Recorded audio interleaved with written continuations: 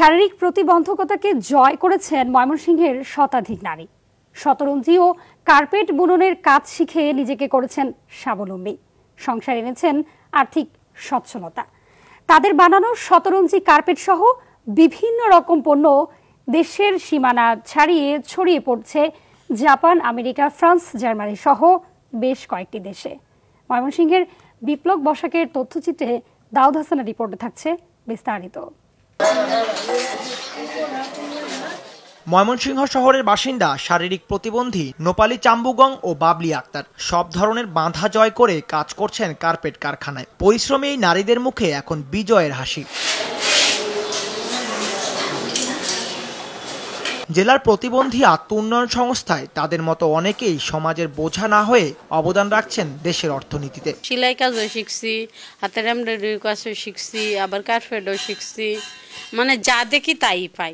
আমি কাজ করে মা বাবাকে, আমার বোনকে সাহায্য করছি। বর্তমানে কারখানাটিতে 200-রও বেশি প্রতিবন্ধী নারী কাজ করছেন। তাদের হাতে তৈরি কার্পেট, শতরঞ্জি সহ বিভিন্ন রকম পণ্য যাচ্ছে যুক্তরাষ্ট্র, অস্ট্রেলিয়া, ফ্রান্সের বাজারে। ওখানে চিন্তা করা লাগে না, ওখানে এই প্রতিবন্ধী আত্ম উন্নয়ন সংস্থা আসা কাজ শিখায়, ওখানে টাকা রোজগার করে, ওখানে নিজেই নিজে চলি, নিজের বাপ মাকে পালি।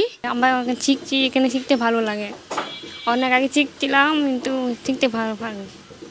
তাকে জমাই রাখি, আম্মু খাতে দিয়ে দিই। আমি এখানে আসার পরে প্রথম দেখি যে এখানে প্রতিবন্ধী আমার মতন সবাই আছে এখানে আর কাজ করে। তো ওরা যদি কাজ করতে পারে আমি পারবো না কেন, আমিও পারবো।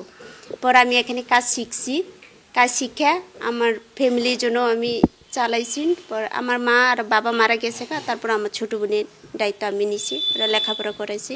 আমার নিজে পায়ে নিজে দাঁড়াইতে পারছি আর আমার ছোট বোনকে আমি মানুষ করতে পারছি, এটাই আমার কাছে সার্থক। এসব নারীর কর্মসংস্থানের পেছনের কারিগর শেফালি আক্তার জানান, সমাজের বিত্তবান এবং প্রশাসন পাশে থাকলে আরো অনেক দূর এগিয়ে যেতে পারবেন তারা।